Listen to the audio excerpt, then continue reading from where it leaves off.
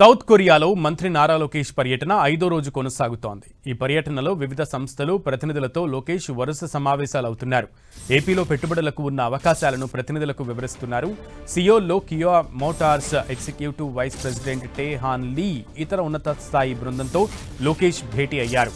Kia Motors ప్రత్యేకంగా design చేసిన పీబీవీ వాహనాలతో సహా ఇంటిగ్రేటెడ్ ఈవీ హైబ్రిడ్ వాహనాల తయారీ కేంద్రాన్ని ఏర్పాటు చేసి ఏపీలో తమ కార్యకలాపాలను మరింత విస్తరించాలని కోరారు.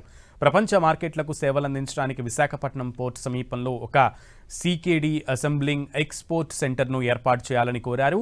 అటు దక్షిణ కొరియా రాజకీయ వ్యవహారాలు విదేశాంగ శాఖ మంత్రి సిసిలియా చుంగ్తో లోకేష్ సమావేశమయ్యారు. ఏపీలో అమలు చేస్తున్న స్పీడ్ స్టెబిలిటీ సర్వీస్ విధానం కొరియా పెట్టుబడిదారులకు రక్షణ కవచంలా నిలుస్తుందని వివరించారు. భారత్లో ఏపీ అత్యంత స్థిరమైన నమ్మకమైన కేంద్రంగా చేసుకునేలాగా పరిశ్రమదారులను ప్రోత్సహించాలని కోరారు. ఏపీలో అందించే పన్ను రాయితీలు, తక్కువ ధరకే భూమి, సబ్సిడీలు పరిశ్రమదారులకు మద్దతుగా నిలుస్తాయని తెలిపారు. ఏపీలో కొరియన్ కల్చరల్ సెంటర్ ఏర్పాటు చేయాలని లోకేష్ కోరారు. ఇదే పర్యటనలో సునిక్ సిస్టమ్ కో లిమిటెడ్ ప్రతినిధులతో లోకేష్ భేటీ అయ్యారు. ఏపీలో డిస్ప్లే పరికరాల తయారీ యూనిట్ ఏర్పాటు చేయాల్సిందిగా విజ్ఞప్తి చేశారు. ఏపీలో యూనిట్ ఏర్పాటుకు ముందుకు వస్తే జాయింట్ వెంచర్ కోసం సహకారం అందిస్తామన్నారు. ఇండియా సెమీ కండక్టర్ మిషన్ 2.0తో పాటు AP semi conductor display fab policy కింద ప్రోత్సాహకాలు అందిస్తామని వెల్లడించారు మంత్రి నారా లోకేష్.